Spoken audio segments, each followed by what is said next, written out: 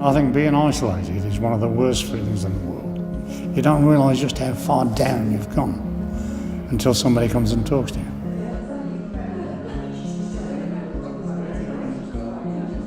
It's really for getting older people out of isolation. And you do find that some older people, they just want a bit of a prod. You can chat to me. I've got a few leaflets about the fund as well, which I'm going to leave on the table, so you can take those with you. And if you have any friends who you think, should get involved, take a leaflet. It's just wonderful to be able to go out and meet different people and interact with them. I think the group of us that attend all the regular meetings have become quite close, and it is a very varied group of I would say working class and middle class people and disabled people and various other people. And I think for all of us it's been interesting. We've all met different people that probably we wouldn't have otherwise met.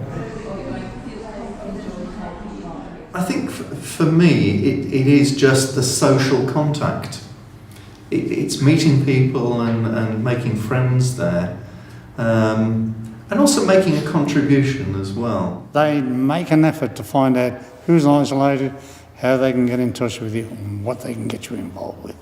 And this is exactly what's happened to me. It is a challenge. And yes. Both Iris and I have found it's given us more confidence, hasn't it? It has, yes. And I'm doing things now that I never thought I could do.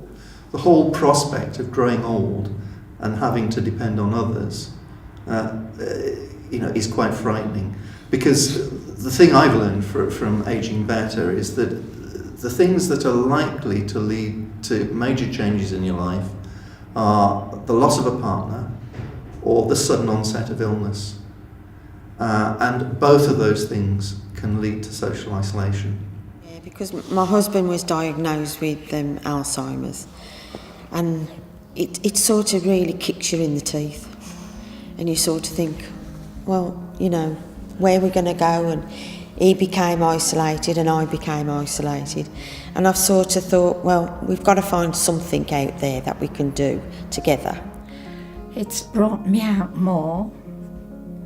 Whether they like me as I am, I don't know. But yes, You feel when you lose a loved one, it's unbelievable. You really do feel on the floor, and it takes a hell of a thing to get you out of it. Even family coming around occasionally, pick the phone up, but you don't see them all the time. Not that you want to all the time, Sandra, do you? Well, no, because they've got their busy lives as well, and you've got to take that into consideration. I was born in 1952, so having realised that I was gay, it was illegal for me to be who I was until I was 15 in 1967. Well, there's the concern now that do we have to go back into the closet as we become older, particularly if we're single and isolated. And so the isolation is very real. And what a lot of gay people say is that their real family is the friends they've made.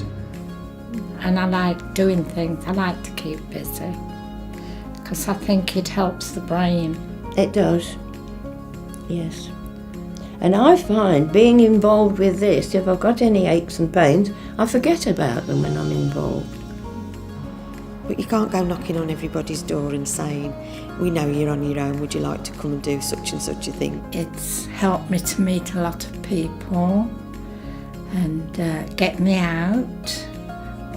Afterwards you wonder, why didn't I do this a long time ago? But it is a big step for people to take, and it's something we've talked about within Ageing Better and how we might help people to take that first step. And it's been really good for me and been very helpful. And I just like it. That's great.